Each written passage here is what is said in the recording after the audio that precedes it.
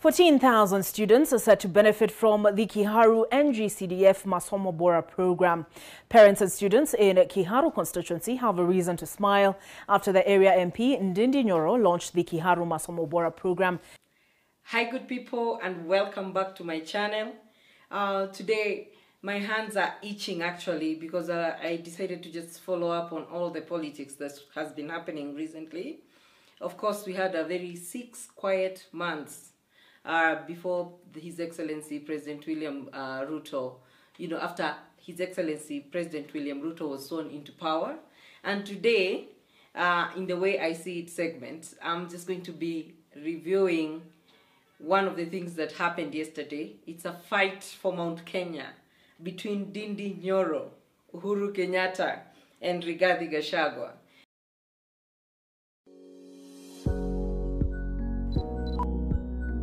And of course, the semantics that we see in the public,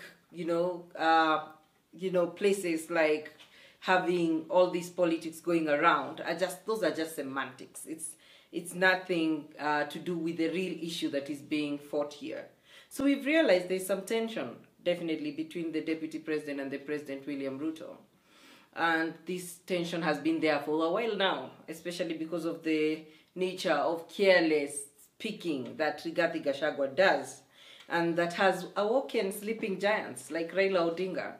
Raila Odinga was just sitting peacefully in his house until now the Deputy President started rattling him with some statements, talking about him all the time and showing how weak Raila is as an opposition leader.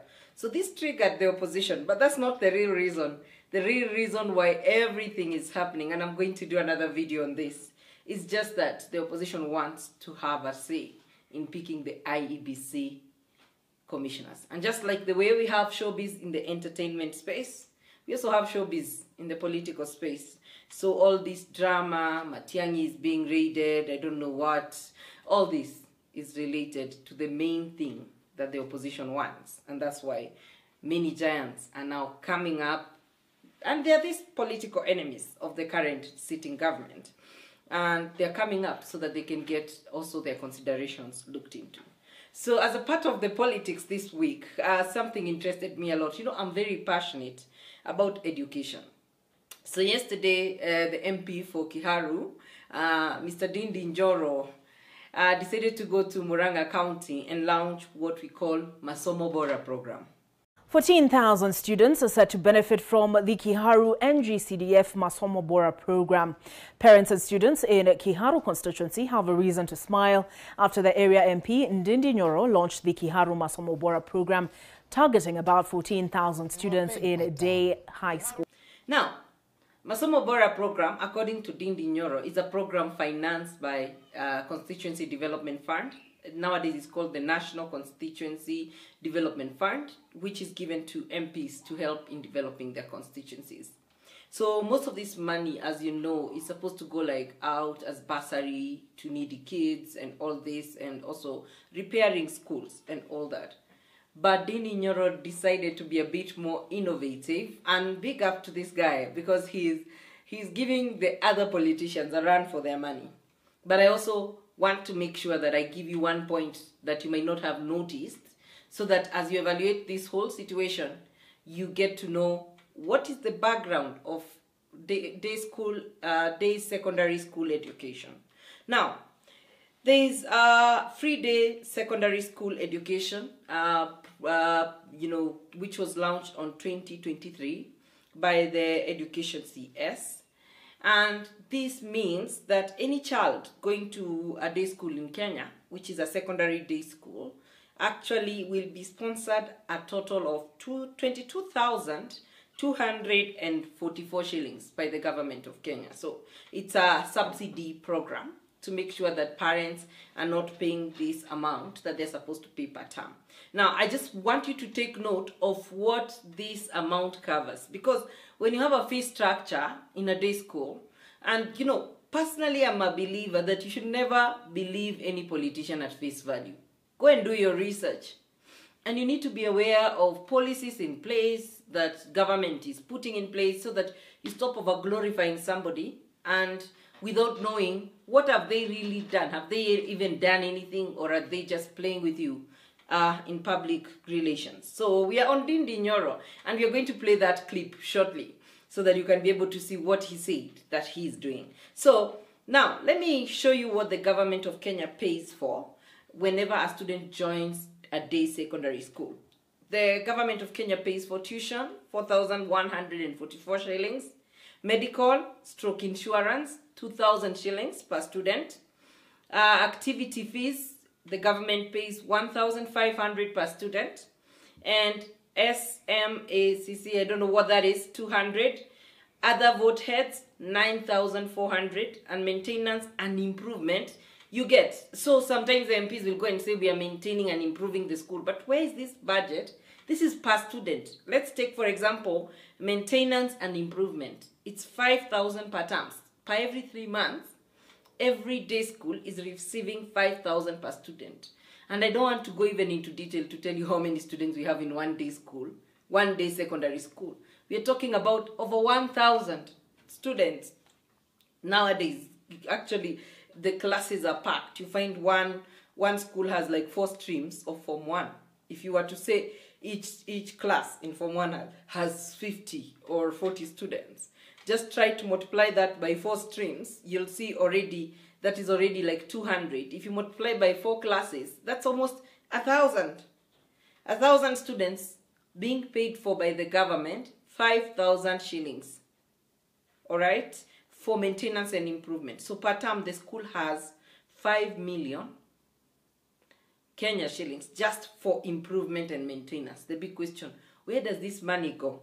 Do we see that money working? Do we see the infrastructure in our secondary schools working? So those are some of the things. And the reason why I had to come back to this fee structure is so that now I can go back to what Ndindi Nyoro said. Because also, I just wanted to give you something.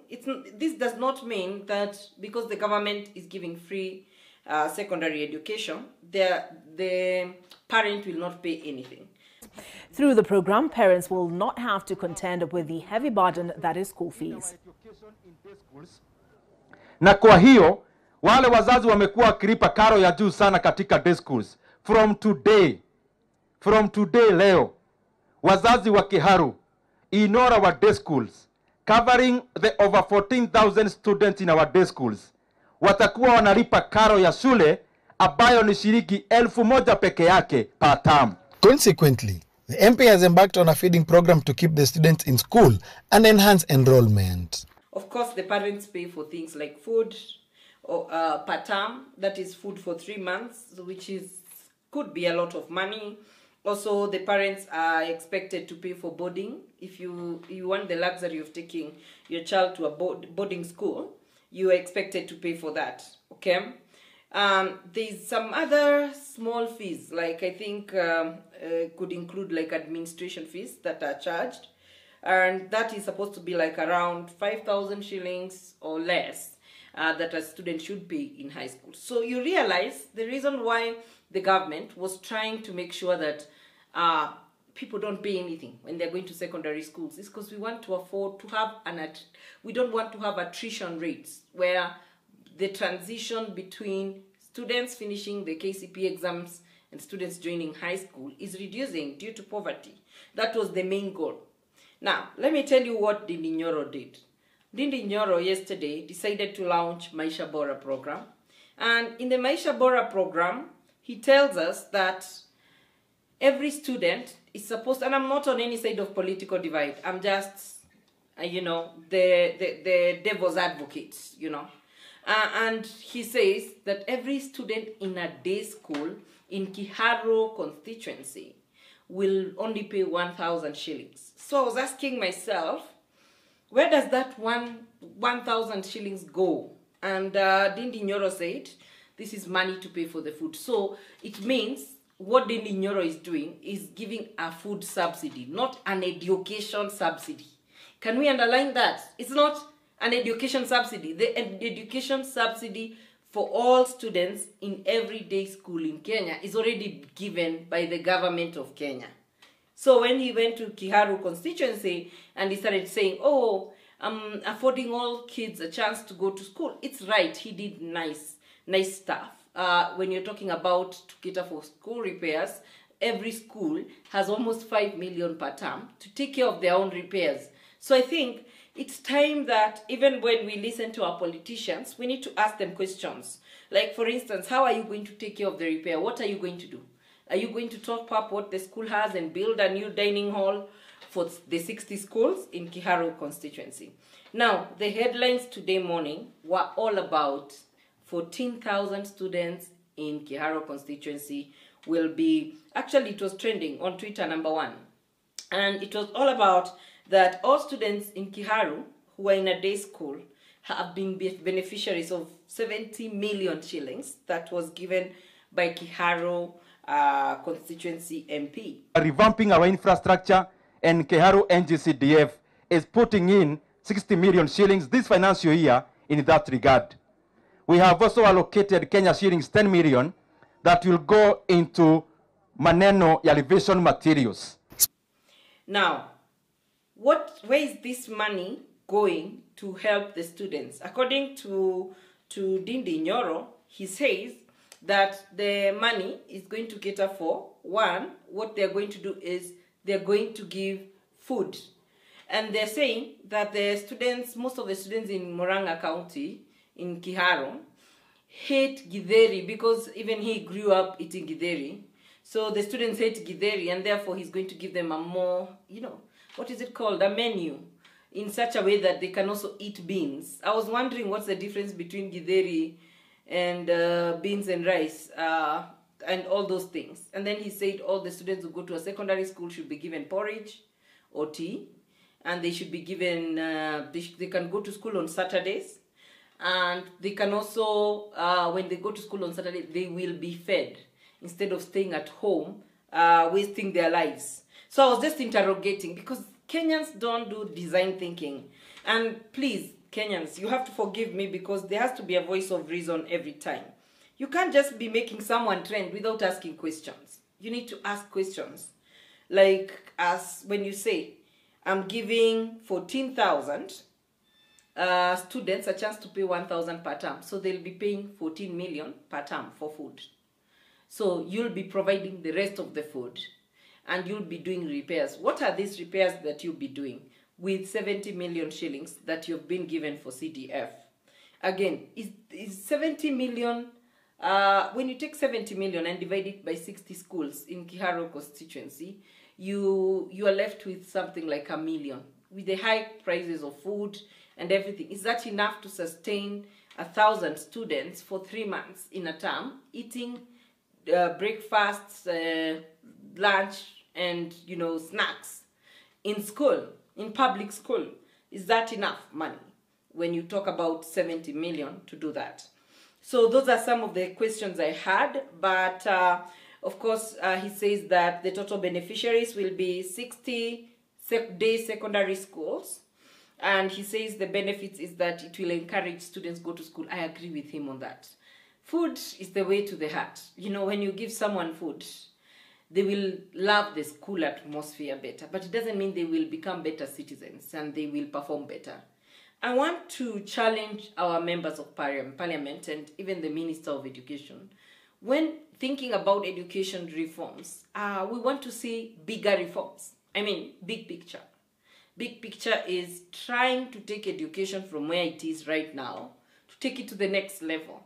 So in my opinion, how would I rate the actions of Kiharu, Member of Parliament? I'll just say they're normal. I mean, buying food for people in school, you've not even paid for their school fees. So that means these 14,000 students still had access. They still had the access to the school because the government had already paid their school fees. All you're doing is improving their lives by making them love education better. Speaking at Mugweri Day Secondary School during the launch, the program was hailed as it will give a chance to all students to study. There is no greater investment than investing kwa watoto wenu. There is no greater equality tool and equalization tool than education that we are seeing today. Mshaiona shule unalipa shilingi 1,000. Hata nasari ile ya kwenda kucheza na urudi nyumbani unalipa 1,000. Mimi naomba serikali ya William Ruto ichukue hao wanaume ambao wanapinga CDF wakuje watembee hapa Kiharu so that they can see what CDF has done for the last 5 years. The program, which has been on pilot since October last year, will ensure 100% transition to secondary schools. Wazazi wengi hawangeweza kupeleka watoto shuleni juu ya kukosa fees. Sasa tunafurahia vile watoto wote watasoma. Na sana kwa maana vile tumeretire inakuwa gumu sana, lakini sasa ni vizuri sana kwa sababu ya hii project imetoa mzigo mkubwa sana kwa sisi tunaonekana tuko kwa jamii kama kwa viongozi wa jamii. Niko na moja form 1, mwingine naenda form 1, form 2, mwingine form 1, mwingine junior secondary. Nimefurahia sana. But I think in the messaging, in the way you message, you put your message out there, don't try to take false credit. Like when you're saying masomo bora, that we are streamlining education in Kiharu, and you're making it look like it's because of you that the students are having free education. That's not true. And any legal person can back me up on that. If you go and read and research and see the facts, you can back me up on that. But what I told you earlier, this is a political campaign. And what it's trying to do is to put Ndindi Nyoro as a smarter politician than Rigathi Gachagua, as I began in my video by saying that there seems to be some tensions between the president and the deputy president. And the deputy president must watch his back because he has a lot that can take him down. First, he has very huge cases in court which have not been withdrawn. And of course, when the president wants to get rid of you, he'll use that legal because he has the judiciary at the palm of his hands, and he can use that to get rid of you. And what is happening is, because with the arrogance that Rigathi Gachagua is showing, and I'll go back to the book, which is 48 Laws of Power. The 48 Laws of Power. And you'll see, for real, that one of the main laws of power says, never outshine your master. Ruto made a mistake with that. He suffered. He almost became a casualty. Now, Rigathi Gachagua is following the same footsteps, sometimes going against his bosses, trying to fight good governance and a peaceful coexistence. And that mouth, if it's not controlled, is going to get him out of this government even before he finishes his first term. And then what now is happening is people, both the opposition and both the government, don't really want Gachagua to be the person to negotiate with when it comes to Mt.Kenya. So some people are arguing that Uhuru Kenyatta remains to be Mt.Kenya kingpin, which could be true. The Kenyatta family is very powerful in the central province. And then now you find that Ndindi Nyoro is one of the closest allies to Ruto. And that's why when Ruto was appointing his cabinet, he made sure he didn't give Ndindi Nyoro a cabinet secretary post. And I know why. Because he wanted this guy to be on the ground politicking, because he has a very bright political future. In fact, this is a presidential material we are looking at. Don't think Rigathi Gachagua is very happy seeing such projects. And what I'm trying to also say in between the lines, if you get it, you get it, is actually you find that there's a very good funding that is going behind Ndindi Nyoro and his work. And if you ask yourself where that is coming from, of course, it could be coming from number one. Let's call him number one. It could be coming from number one to position him as a person who is developmental, as what he's doing. And the kind of PR that he's doing is attracting the attention of both people in government and people in opposition. But the truth of the matter is, do you really dig deeper to just see something that's trending on the internet? What is it all about? So I think sometimes somebody would even raise a hand in those public meetings, because personally I'm known for asking politicians very hard questions. I have a couple of them as my friends, and I ask them very difficult questions. So if I was to ask a question to Ndindi Nyoro today, my question would be, Mr. Ndindi Nyoro, tell us, for instance, what is the breakdown for us, the 70 million CDF fund that you're putting in, is it paying for food? Is that what you're doing? Are you paying for food? And if you say that you're paying for food, maintenance and repair for a whole term, then be specific. If that's what you're saying, congratulations, you've done better. There's some MPs who just say all the money has gone to bursaries, but it's not streamlined. And I also like the fact that you're making day schools that people want to go to. When I was growing up, day schools are schools you didn't want to be a part of. And I would say that I've been lucky to study in my high school years in both a day school, but I finished my Form 4 examinations in a day school. And in that day school, we barely even had a lab. People were speaking mother tongue in school. They barely knew English. Yeah. And it was like we and the people in boarding schools get totally different facilities. Of course, the food was githeri from Monday to Saturday, so I'm sure the students are going to really appreciate that great work environment that we have in Kiharu constituencies. So we still congratulate you, but we're still telling you that out of integrity, try to speak the truth and try to message things in a way that you don't take credit for a national government project that is being done in all counties and give it all to yourself. If you're able to do that, then we are good. Ndindi, Nyoro, you're doing an amazing job. I will challenge you. Challenge number 2. What is innovation in Masomo Bora program? I would have loved to see you working not more on the logistics of education, but on the content of the education. Can your students in Kiharu constituency be able to even revise from their laptops? That's the age we are in. We need that laptop program back. We need these people to be able to have electricity and internet in their homes so that they're able to access education just like anyone else. All information that is there from research and everything is on the internet. The kids should be given their laptops because they could be moderated and have apps that can be moderated and be able to have things like Kitabu. Kitabu now is an innovation. It's an app which helps the student to revise online. It was invented during COVID-19. Why can't we go that way where we're investing in enhancing the content of education so that the people that we get out of the systems are not dunderheads, but rather people that can really, really change this country and take up leadership, not only in Kenya, but in Africa and globally, and really be respectable people in this continent. So, asante sana. I love this segment because I get to express my very, very controversial views on many things. I am like this in each and every room I step in. And so thank you for following my content. And if you like the kind of content that I'm doing, kindly do subscribe to my channel, Rachel Wainaina. Follow me on Facebook, Instagram, and Twitter, Rachel Wainaina, even on LinkedIn, and be able to interact with different kinds of content that I do.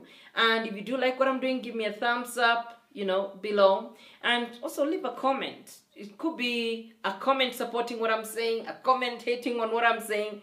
All comments are welcome, all opinions are respected. And as usual, keep it right here for more of the way I see things. Cheers.